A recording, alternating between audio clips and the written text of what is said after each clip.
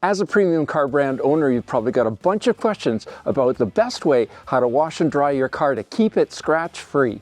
Should I be washing it by hand, or should I be going to a touch-free car wash? And are there best drying practices to make sure your car stays scratch-free? Are there best car drying techniques for premium car brands? I've done a lot of research on the top products and techniques for drying my Porsche to make sure I keep it scratch-free, and I'm going to share them all to you starting right now so you can dry your car like a pro.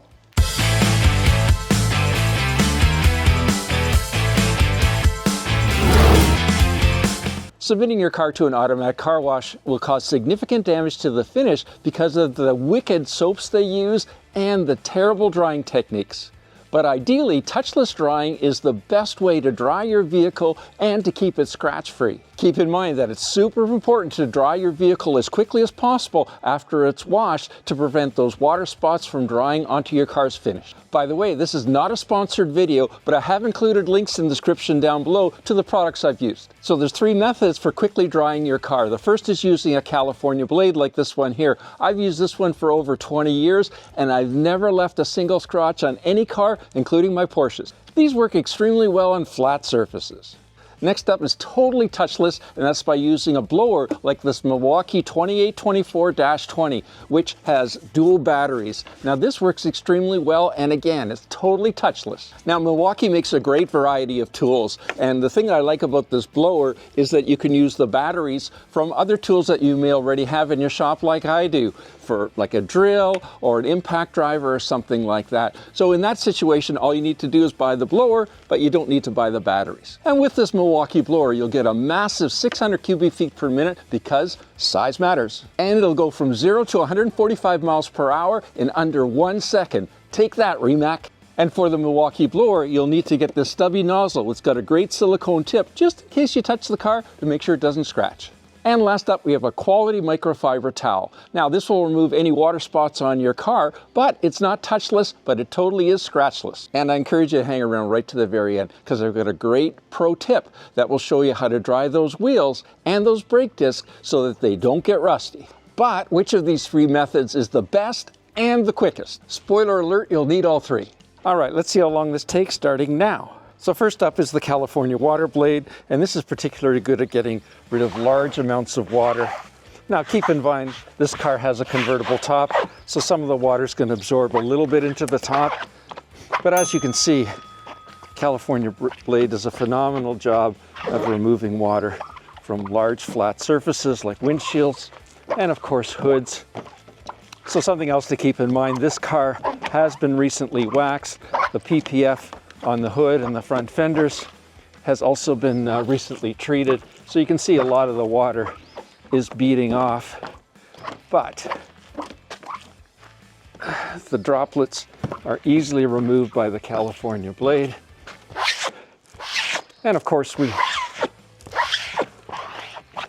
shoot the water from the California blade away from the rest of the car. But what the California blade is particularly not good at is getting into little nooks and crannies and areas like that. It doesn't do a bad job on this back window, although it is plastic, so I'm always very careful about that. And when you're drying, just like when you're washing, you always start at the top and work your way down. So the California blade does a pretty good job even on curved surfaces like the tops of these fenders and on the front bumper. The quickest process is actually with the California blade. So the more water you can get off with that, the quicker the whole job. So that part of the job was 3 minutes. Next up, we got the fun one, and that's the Milwaukee blower.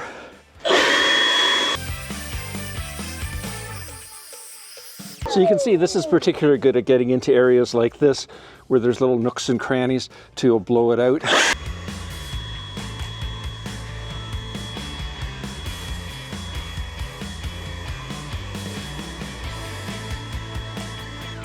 And the other thing the blower is especially good at is getting rid of water from in between seams and things like that, because otherwise you end up drying your car and then you drive the car a short period of time and you notice little dribbles coming out from the corners. Well, of course, by blowing it out by air, you eliminate all that.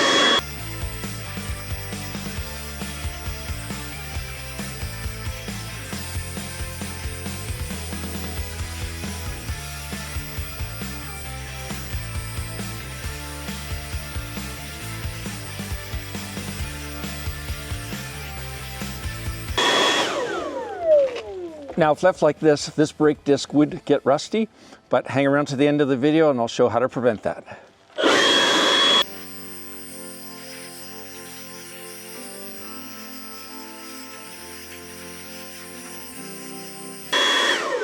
And you can see the blower has difficulty getting rid of the droplets, getting rid of them off the car. And that's why we have to do step 3. So with the blower, that added another, 8 minutes onto the job. And you're probably thinking at this point, could I just use the blower for the whole thing? Well, I wouldn't recommend it. It takes 15 to 20 minutes and you'll still have to go to step 3. And by the way, if you're wondering what the runtime is on the Milwaukee blower with the 2 batteries, it's almost about 20 minutes. And like I say, it's almost enough time to do the whole car. Then using the microfiber towel. Now, I don't normally do the top with the microfiber towel. I would let that dry by itself. But then you just finish it up. And as you see on flat surfaces like the hood, there's virtually nothing. But some of the other areas in and around with the little nooks and crannies and the curves, there's still a few droplets of water sitting. That, of course, and you can see on the middle of the hood, there's a little bit of water droplets that the blower blew onto the hood.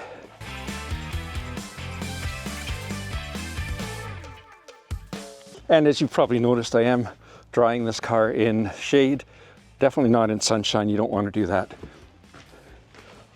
Why? Because the droplets will dry on the car so much more quickly and you will end up with water spots. And whatever you do, make sure you don't drop that microfiber towel on the ground, because if you do, don't use it anymore. Get another towel and finish up the car with that, because the towel will pick up dirt just by dropping it, and then you'll definitely end up scratching the surface. And whatever you do when you're doing a convertible top, make sure you don't use a cotton towel, because the little pieces of cotton, the lint from the towel will stick to the top, and it'll be a horrible job to get rid of that. If you do want to use a microfiber towel on the top, you can, but you have to put it on like this, pat it, and that will remove, so you can see some of the water. But I prefer just to let it dry by itself, ideally in the sunshine. And you can see we're at 16 minutes. Now, to prevent those brake discs from getting rusty, all you need to do is drive the car around the block a few times, using the brakes several times. The heat from using the brakes will heat up the brake discs, totally dry them out, and they'll be totally rust-free. Click here for your next video on quick and easy car cleaning tips and tricks, and I'll see you there.